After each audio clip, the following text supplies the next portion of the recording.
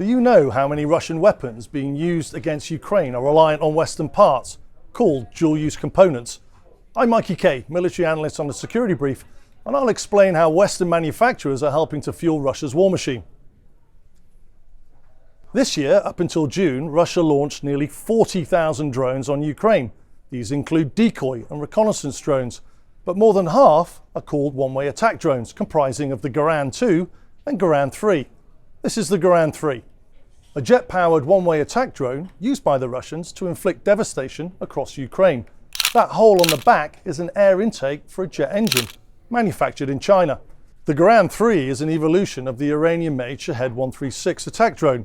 That particular drone has been synonymous with the conflict in the Persian Gulf, but actually has been used to attack Ukraine for over 4 years.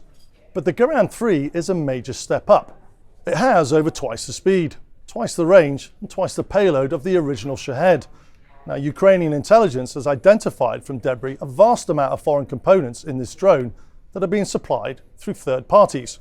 It's important to note that these companies are not supplying parts directly to Russia. Let me show you. Here you can see 23 parts made by American firms, 8 from China, 7 from Switzerland, as well as Germany, the UK, and Japan. Let's focus on the part the UK is playing. Computers like this have been found inside the Garand 3, made by a British company called Raspberry Pi. Originally designed to help teach IT in schools, it's used as the central nervous system of the drone. The company told The Times that third-party distributors, largely in China, have been buying its products and shipping them to Russia without its knowledge. It has also said it fully complies with international sanctions on Russia. As you can see, the UK is only a small part of this big problem, and it's not just the Garand 3. This is the Kh-101 Russian cruise missile. Last week, in a single night, 60 of these were launched on Ukraine. It's dropped from a strategic bomber, which allows aircraft to remain well clear of enemy air defense threats. This is called a standoff range, and the Kh-101 has a range of up to 2,800 kilometers. That's roughly 1,750 miles, and that's nearly 3 times the length of the UK. It bears a conventional warhead payload of around 450 kilograms, but here's the kicker. There's also a nuclear variant called the Kh-102, effectively the same missile, but can reportedly carry a thermonuclear warhead of up to 450 kilotons. That's roughly 30 times the size of the US H-bomb that was dropped on Hiroshima in World War II. So what type of Russian aircraft am I talking about? It is generally launched from Russia's strategic bomber fleet. On the left is the Tu-95 Bear.